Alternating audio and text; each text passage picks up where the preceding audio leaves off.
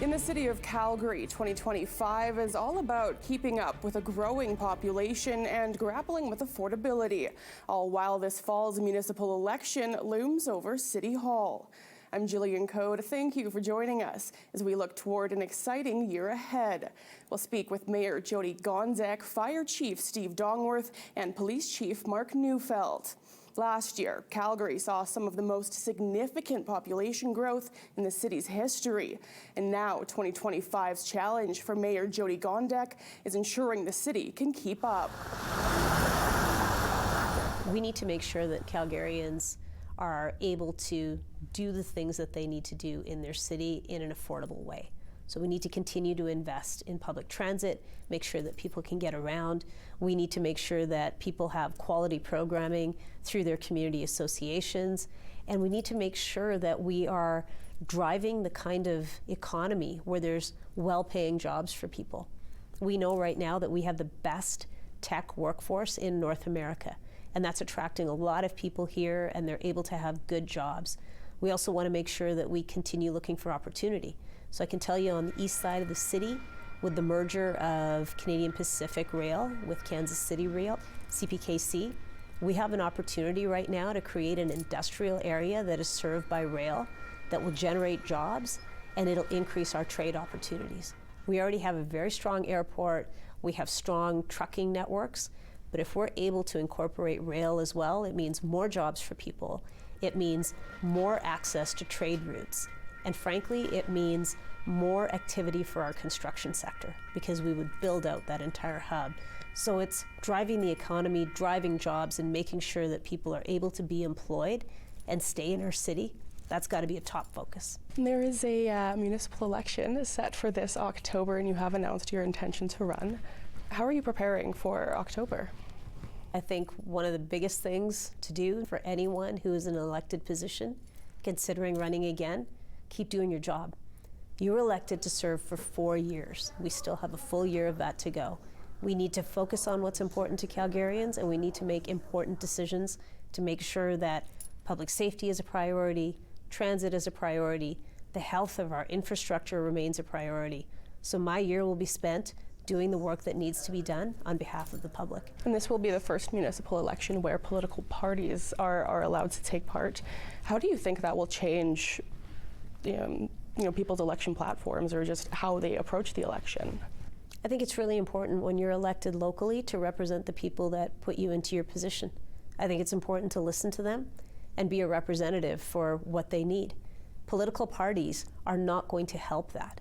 Political parties are going to limit representation because you will have someone whispering in people's ears how to vote. That is not democratic representation at the local level. So I would urge people to understand who you're actually voting for, because if parties come into power at the local level, you don't have people sitting on council making decisions for you. They're answering to someone you don't even know. Can we assume then that you plan to run as an independent, not part of a party?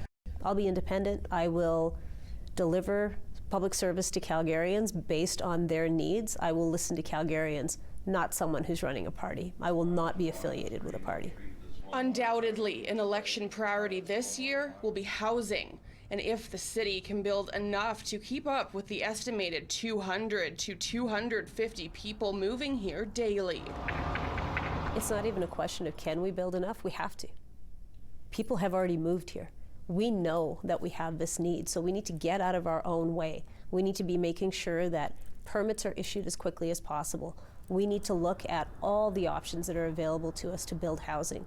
We need to be looking at modular. We need to look at what can be built quickly, so for a temporary period of time, people are at least housed until they can go into something more permanent. It's not a matter of whether we can do it, we have to do it. As Calgary continues to evolve, it appears Calgarians' views have been impacted. A city survey found fewer people agree that they feel pride in being a Calgarian. It's something Gonzek hopes to soon reverse. I think Calgarians are the type of people that know they live in the greatest city, and they know that they've been given some great opportunities and that their success matters to us. So we'll continue to provide the programming that's so important to people to have a great quality of life. One of the ideas that I think we need to revisit is how we're funding community associations. These are the folks that are volunteers in our neighborhoods that are putting together the programs for kids, for adults. They're the ones really that create that spirit and sense of community. And over time, they've been underfunded. Their facilities have been underfunded. Their programming is something that we have neglected. So I think we really need to focus on how we help community associations again, because they really are the heart and soul of our neighborhoods. We also need to be looking at how we're going to be creative with transit. How do we make sure that people can access the city at all times? How do you make sure that a high school student who is not driving yet is able to get to all their activities after school and then still get home, because mom and dad might be busy shuttling other kids or working to be able to provide that service. So we've got to look at how do we really strengthen the city and make it accessible to everyone?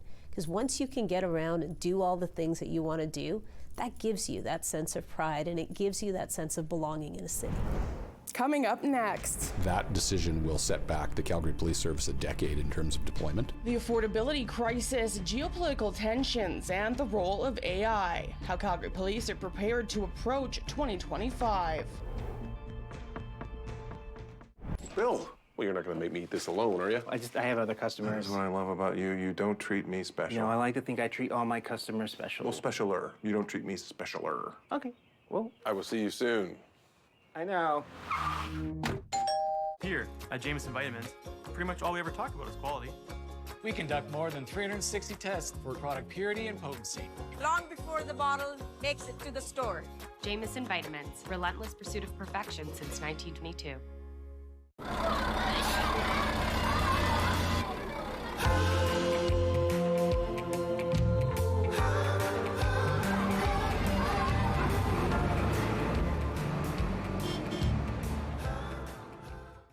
Tony can't wait for the day he can do a real camping trip with his daughter. But for now, he needs to protect his family should anything happen to him. So he called North Cover about life insurance. In just one phone call, their licensed advisors helped him choose coverage to suit his exact needs and budget. Applying was so easy. Tony didn't even need to get a medical or blood tests. Now Tony's so well covered, it's like he's wearing a parka. And like a parka, North Cover keeps you well protected. Your loved ones will be looked after with a cash payout of up to $1.5 million. And when the time comes, claims are generally paid within 2 to 5 days, which sure is comforting. Rated excellent in independent customer reviews and backed by an insurer with over 85 years of experience, North Cover Life Insurance packs it all in. North Cover, comfort in being protected. Get a quote today. Call 1-833-817-1010 now or visit northcover.ca. Hi, I'm Mary. I work at Safeway. I'm hiding my identity because Safeway won't promise not to punish me for speaking out. They're greedy. They're resisting paying us fair wages and even threatening to roll our wages back. They've also made grocery prices skyrocket. It's hurting everyone. I have to go to the food bank. I can't even afford to shop where I work. My coworkers and I have a New Year's resolution. We're going to fight back. And we could really use your help. Visit faircheckout.ca to win free groceries. A third date. Perfect. The chemistry? Perfect. The proposal? Perfect. Celebratory toasts paired perfectly with drink scents. Keep alcohol enjoyable with moderation at drinksensetips.ca. People from countless different backgrounds call Calgary home, and that will only increase as people continue moving here from around the world. And with that comes differing views and experiences. Calgary Police Chief Mark Neufeld says it's something the force is prepared for. It's really important to keep track, I think, for the police service of how many people are coming. But the number of people is only one sort of measure. Our city is growing like no other. The real question is who's coming. And so when you think about geopolitics and what's happening around the world and climate issues that are causing places to be uninhabitable or fires or whatever, wars, whatever it might be, particular groups of people are coming. So it's important that police understand who's coming and what kind of experiences they would have had with police in the country of origin. So we basically keep really close relationships with community groups like the Center for Newcomers and that type of thing.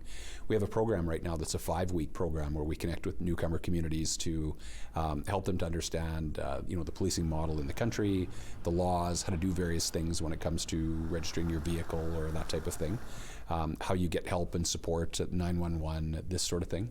Over and above that, we also have a number of diversity advisory boards that we've had for a long time in the Calgary Police Service, and so those groups are also very connected in the community as well, helping us to stay connected with groups as they come. So that's really important for us as people come to Calgary, so that we can help people to make sure that they can be trusting, because the relationships back home haven't always been that way, so that they understand the model here, they understand they can trust the police, and we can understand a bit about their culture too. So when we're delivering services, we can have appreciation for how best to do that for a particular group. As political tensions rise in various spots around the world, Neufeld says CPS is expecting more rallies through 2025. To the extent that groups that are protesting are willing to work with the police, we can have very successful protests in the city. To the extent that they're not, we're seeing more friction. And so if Calgarians are seeing reporting or on social media around concerns around protests, generally speaking, what we're finding is it's groups or small portions of groups that are not willing to work with the police. We will do a lot of work between Monday and Friday to make sure that protests actually go off successfully and have limited disruption on the lives of Calgarians on Saturday and Sunday. But we're running into more situations where groups don't want to do that, and so we are seeing a bit more friction. We're seeing some arrests. So I would just say for Calgarians, when you're seeing that, that's the type of thing that's happening.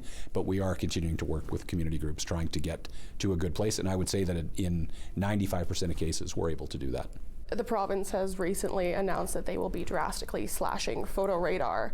You've had some harsh words for them. What impact do you think that will have in 2025? So the impacts will be significant. I would say that decision will set back the Calgary Police Service a decade in terms of deployment. So if you think about the ability to create efficiencies by not using police officers for traffic enforcement, and I would say between probably 5 and 6 out of every 10 tickets that are written in Calgary right now were written via automated enforcement, so photo radar or intersection safety devices. So as you can imagine, we don't have police officers in those cars, we don't have police officers, in the technology, and nor were police officers going to court to testify in cases where citizens were contesting the tickets. So now we're going to have to go back and find ways to redeploy police officers from work that probably is not easily automated, so response to emergencies, protests, these types of things that can't be automated. So that's going to leave a very, very big gap for us. Are you concerned that you won't get as many funds from that anymore? Also contributing with having to have more police efforts to go and do those tickets, go into court? Well, to be clear, like the automated enforcement, regardless of all the rhetoric back and forth, is not about generating money. The reality of it is tickets, when you do traffic enforcement, generate fines. The fines are set by the provincial government, and that's the way the system works. So the Calgary Police Service budget was part of the Calgary Police Service budget is revenue, and part of the revenue that comes in comes from fine revenue, which is shared with the province. So that'll be an area that will be impacted, but it's more around now how do we fill the gap or close the gap in enforcement that we used to do through automation. And in a big city, that's just an efficiency. It's like, think about all the areas of the business you do, regardless of what type it is. We are using automation and technology in all kinds of ways. In policing, that was one of the ways that we were actually creating efficiencies. So we're going to have to find ways to reassign officers to go do that work. And we were able to give the province significant data to show the positive impact that intersection safety devices and photo radar was having. I think in the order of, when it came to fatal collisions, we were down about 75% from before it was introduced. Serious injury collisions were down about 55, and the total number of collisions in Calgary was down about 35%. So that's very, very significant, and now we're going to have to find ways to get police officers to go and cover that gap. So that's not good for us.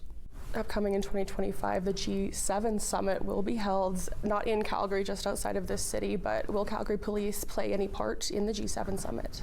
We will. So the Calgary Police Service will be helping out the RCMP and Public Safety Canada.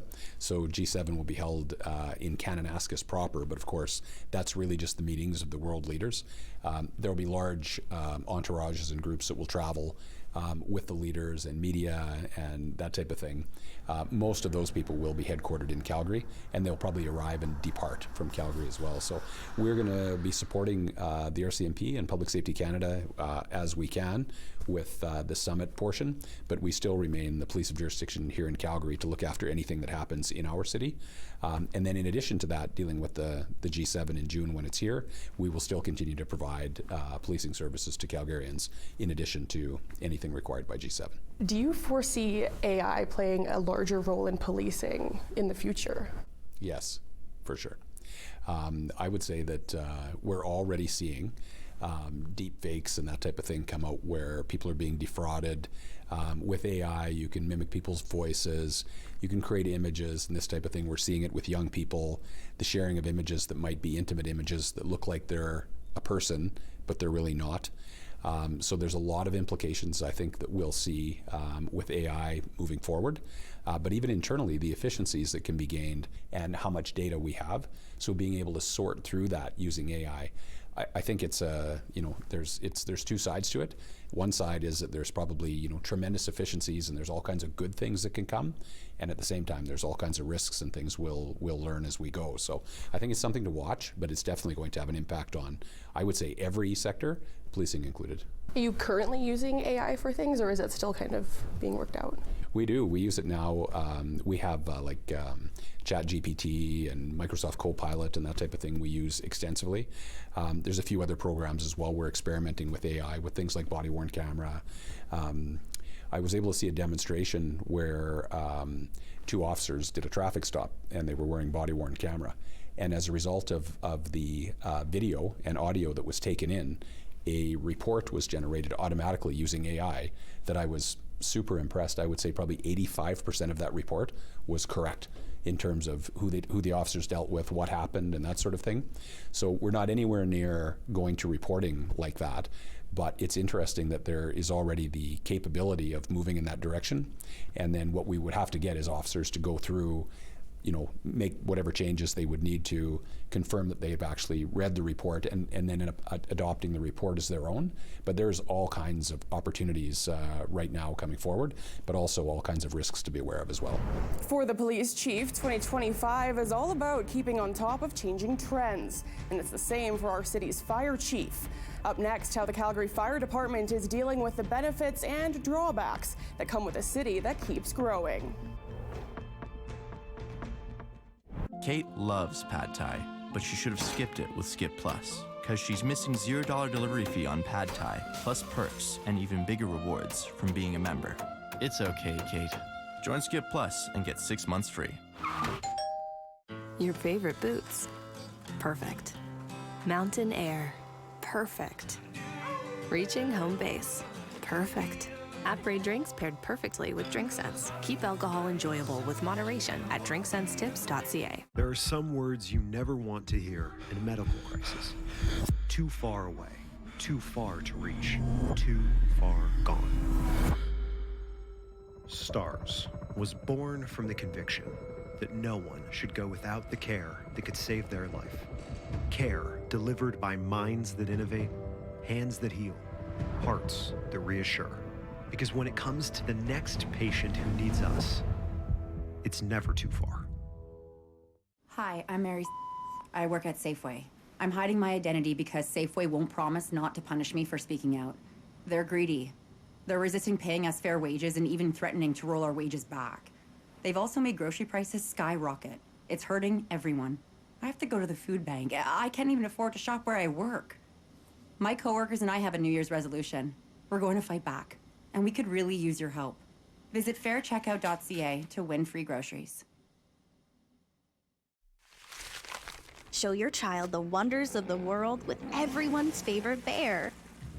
Paddington's postcards will help your child explore different countries and how other children live.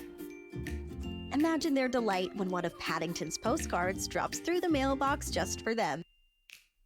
You'll see such amazing wonders as the pygmy hippos and the incredible city of Petra, and even be taught how to speak a little Mongolian. Go to unicef.ca/Paddington or scan the QR code on screen to learn more about this wonderful world of fun. Every month for a year, your child will receive a personalized postcard, a child's story, stickers, and activities to collect and keep. Paddington's Postcards is a great way to learn about the world and help UNICEF protect vulnerable children. Go to unicef.ca/Paddington or scan the QR code on screen to learn more about this wonderful world of fun.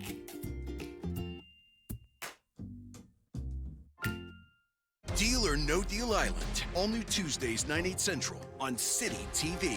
Missing your favorite channels? Get them on Rogers Xfinity TV. So much money at stake, so much on the line. We're bringing out the big guns. You are the Beyonce of Food Network. Is that a road trip or what? Dude, look at their buck teeth. Bobby, can you dance? A little bit. That is crazy.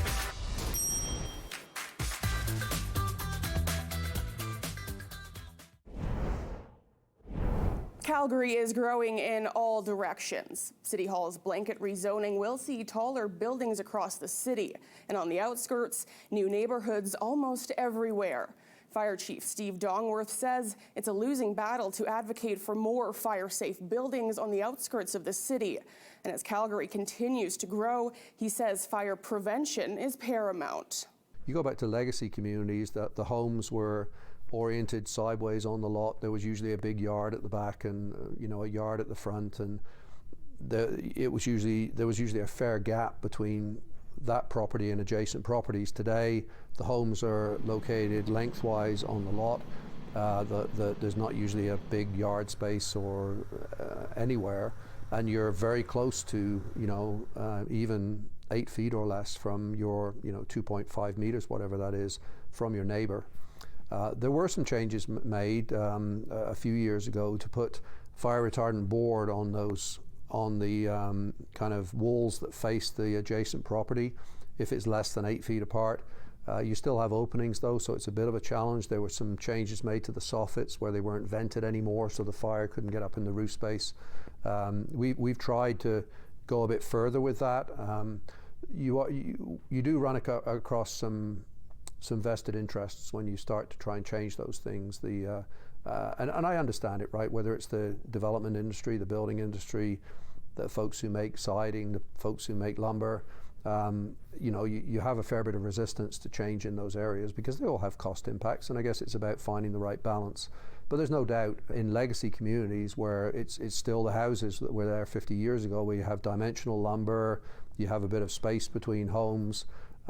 Very rarely do you get spread from house to house, whereas you go to some of these new communities and it's exceptional if we don't at least have significant damage to the adjacent properties, and often they're destroyed, and it goes further than that sometimes. We've had like 5 homes lost in what was a single house fire because of new styles of construction, the density. And I'm not against density, by the way, when I say that. It just has implications for us. It makes sense to densify in terms of provision of service, including the fire service, but it definitely does, it forces smaller lots, buildings being closer together, with some flammable and many combustible kind of materials making up those homes now, and that's not even taking into account the contents of the homes, and inevitably, especially if it's helped by a bit of wind, we have very challenging fires to fight in areas of the city where we have less resources than we do in the core of the city and in established neighborhoods. Have you been able to recruit any, new Calgarians who have firefighter experience back in their home country? We actually don't look for firefighter experience, but your question is still valid. The question is still great. We go to great lengths today to try hard to move towards a fire department that reflects the community that we serve. That means in terms of gender, that means in terms of culture. The LGBT community, we're very active at Pride Festival, Pride Parade. We try to reach out to all those communities to let them know that the fire service is here for you, and what's more, it's a career that you should consider. We've just completed an Indigenous camp this last year. There's already applications on our calgary.ca/fire. Go to programs and there's an application form. We go to where women who are heavily into sports congregate, and we try all different kinds of things to interact with parts of the community that we know we need to do better in terms of hiring from.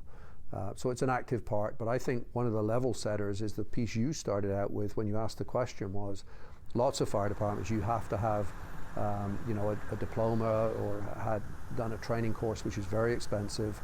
They favor people who've had experience. You get a little more, you get a little higher grade in our process if you've had previous firefighter experience, but most of the people we hire have never been a firefighter before.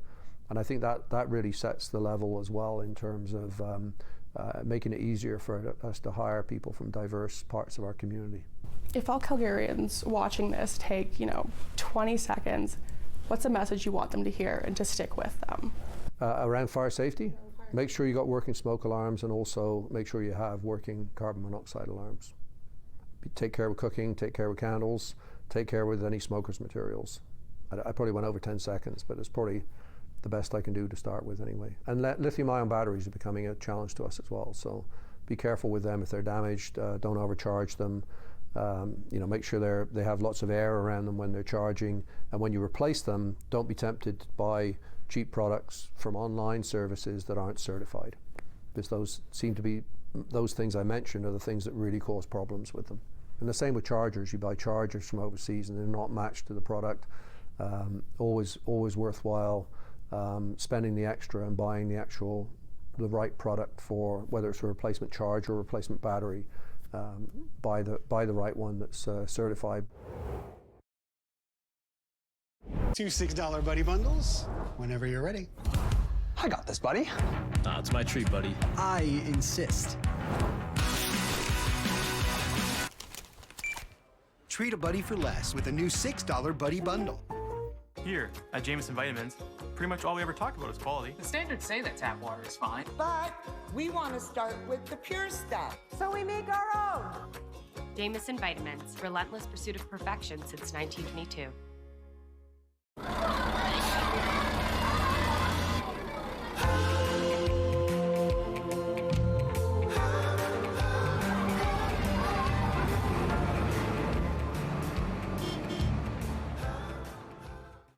A third date. Perfect. The chemistry. Perfect. The proposal. Perfect. Celebratory toasts paired perfectly with drink scents. Keep alcohol enjoyable with moderation at drinksense-tips.ca. I never thought I'd know that feeling. To be in love. Because for us, it was a crime. Someone had to respond to the tabloids. So I wrote letters, challenging every misconception of homosexuality. 9 homes, 7 dogs, 47 years together, and still not spouses under the law. So we took our fight to the Supreme Court. Jim Egan and Jack Nesbitt await a verdict on their fight for spousal rights. Hello.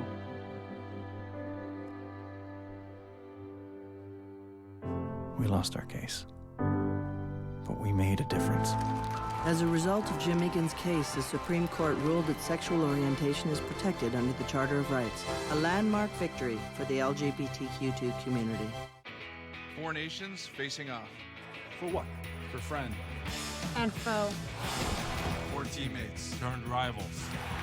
For the frozen ponds of Sweden. And Scottsdale. For still believing in miracles. Leonel. 40 kronor. For the Maple Leaf. For the entire world to see. 4 nations facing off.